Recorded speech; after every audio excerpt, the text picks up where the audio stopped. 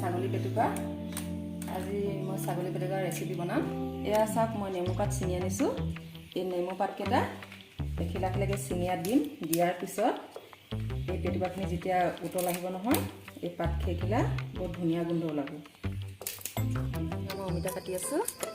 আজি যিহেতুকে ছাগলী পেটুকাত দিম।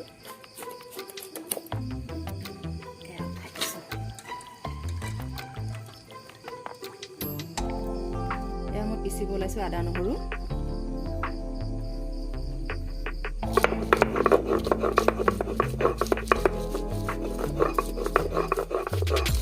পিছা হৈ গ'ল।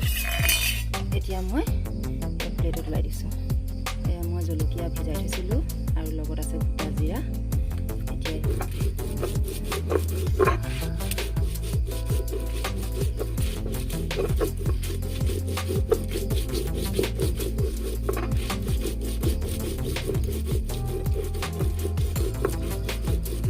আজি মই বনাব ওলাইছোঁ এয়া ছাগলী পেটুকা। কাটি পেলাই থৈ দিছোঁ ধুনীয়াকৈ ধুই কৰি।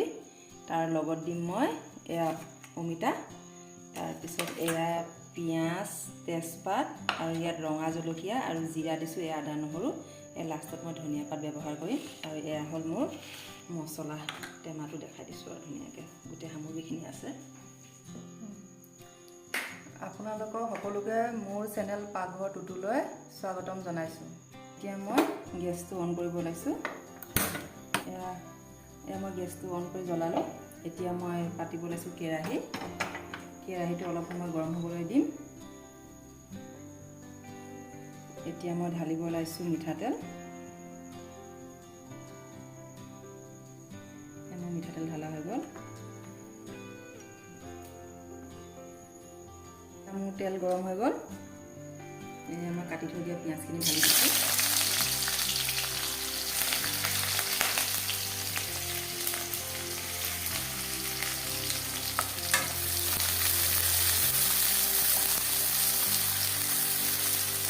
এয়া মই তেজপাত 3 খিলা দি দিছোঁ।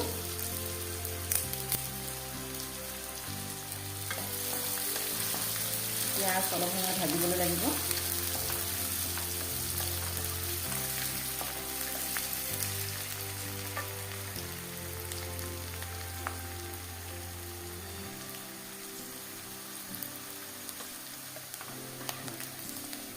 এয়া মোৰ পিঁয়াজ ভজা হৈ গ'ল।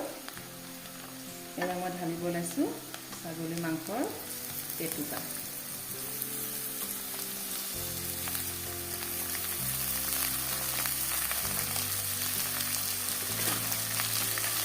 এয়া মই ধুনীয়াকৈ লৰাই দিম।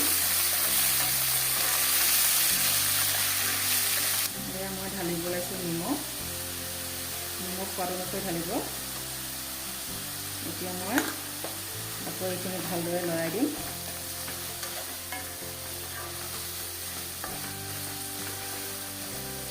ভাজাৰ অলপ পিছতহে মই মছলা ইয়াত ঢালিম। এতিয়া মই অলপ সময় ঢাকনখন লগাই দিম। এতিয়া মই ঢাকনখন দাঙি দিছোঁ। অলপ লৰাই দিছোঁ। লৰাই দিয়াৰ পিছত এতিয়া মই এয়া পিচি থৈ দিয়া গোটা জিৰা আৰু ৰং উঠিবৰ বাবে দিছিলোঁ ৰঙা দি শুকান জলকীয়া ঢালি দিছোঁ।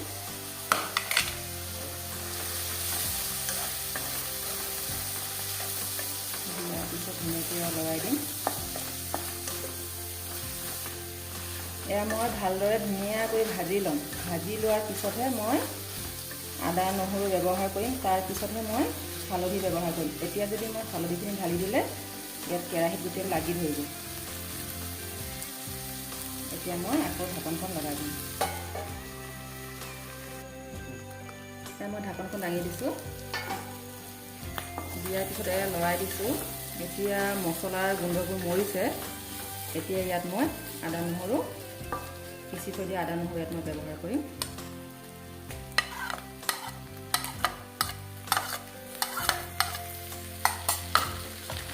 লৰাই দিছোঁ। এতিয়া মই হালধি গুড়া ব্যৱহাৰ কৰিম।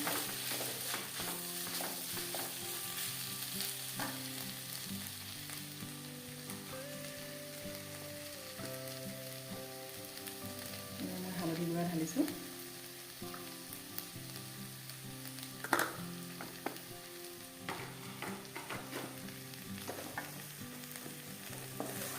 মই ধুনীয়াকৈ লৰাই দিছোঁ।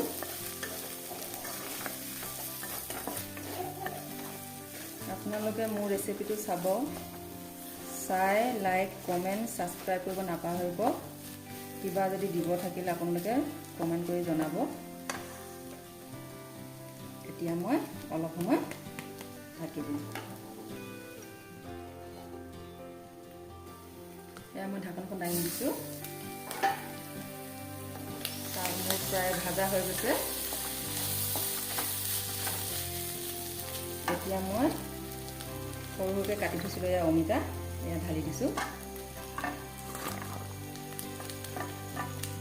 এয়া অমিতা দিয়াৰ পিছত মই ধুনীয়াকৈ ভাজি ল'ম। অমিতাও সিজিব, ধুনীয়াকৈ পেটুকাবোৰো সিজিব। দিয়াৰ পিছত এতিয়া মই ধুনীয়াকৈ লৰাই দিম।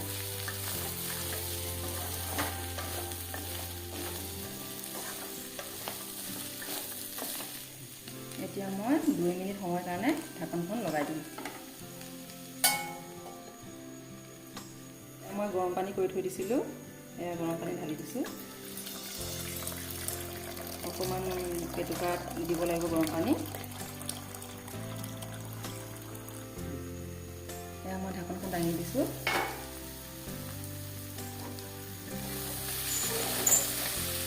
এয়া প্ৰায় মোৰ ভাজা হৈ গৈছে। এতিয়া মই অলপমান গৰম পানী ঢালি দিম।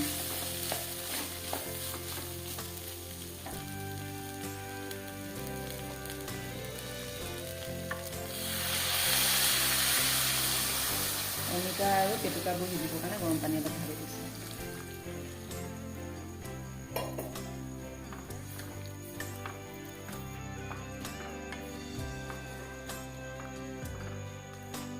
এতিয়া মই 5 মিনিট সময়ৰ কাৰণে ঢাকনখন লগাই দিম। অমিতা সিজিলে প্ৰায় গ্ৰেভি টাইপৰ কৰি দিম। এয়া মই ঢাকনখন লগাই দিছোঁ।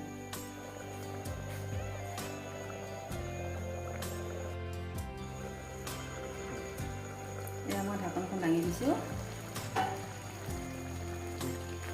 দিয়াৰ পিছত এয়া মই লৰাই দিছোঁ। এতিয়া চাওঁ অমিতা সিজিছেনে নাই। অমিতা মোৰ সিজি গৈছে। অমিতা সিজাৰ পিছত এতিয়া মই ইয়াত অকণমান জালুকৰ গুড়ি ব্যৱহাৰ কৰিম। জালুক বেছি নিদিওঁ, অকণমানকৈ দিছোঁ। আৰু এয়া মই খুন্দি থৈছিলোঁ লং, ইলাচি, ডালচেনি, এয়াও ব্যৱহাৰ কৰিছোঁ। তাৰপিছত এয়া লৰাই দিয়াৰ পিছত মই কাটি থৈছোঁ ধনিয়া পাত। যিহেতুকে ছাগলী মাংসৰ পেটুকা বনাইছোঁ যেতিয়া অলপমান গোন্ধ এটা থাকে, এই ধনিয়া পাত মই বেছিকৈ ঢালি দিম।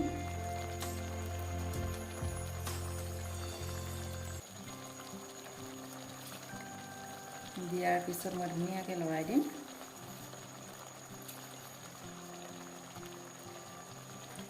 এয়া মই লৰাই দিছোঁ। আপোনালোকে মোৰ ৰেচিপিটো চাব, চাই লাইক কৰিব। কিবা দিব থাকিলে কমেণ্ট কৰি জনাব। আপোনালোকৰ এটা লাইক কমেণ্টে মোক এটা নতুন ৰেচিপি বনোৱাত উৎসাহ যোগায়। আৰু মোৰ চেনেলটো আপোনালোকে ছাবস্ক্ৰাইব কৰিবলৈ নাপাহৰিব। এয়া মোৰ ধনিয়া পাত দিয়াৰ পিছত ধুনীয়াকৈ লৰাই দিলোঁ। আৰু 2 মিনিটমান সময়ৰ কাৰণে মই ঢাকনখন লগাই দিম।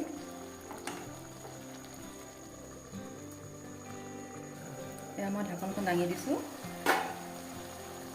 এয়া মই এবাৰ লৰাই দিছোঁ। ধুনীয়াকৈ গ্ৰেভি হৈ গ'ল। আজি মোৰ ছাগলী মাংসৰ পেটুকা বনাইছিলোঁ অমিতাৰ সৈতে। এয়া মোৰ হৈ গৈছে বনোৱা।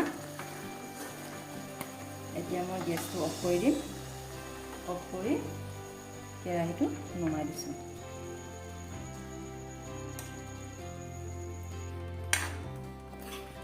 এয়া মোৰ বনোৱা হৈ গ'ল। ধুনীয়াকৈ কেৰাহীৰ পৰা কাঢ়ি দিছোঁ। গোন্ধটো বৰ ধুনীয়া আহিছে, খাবলৈও সোৱাদ লগা হৈছে।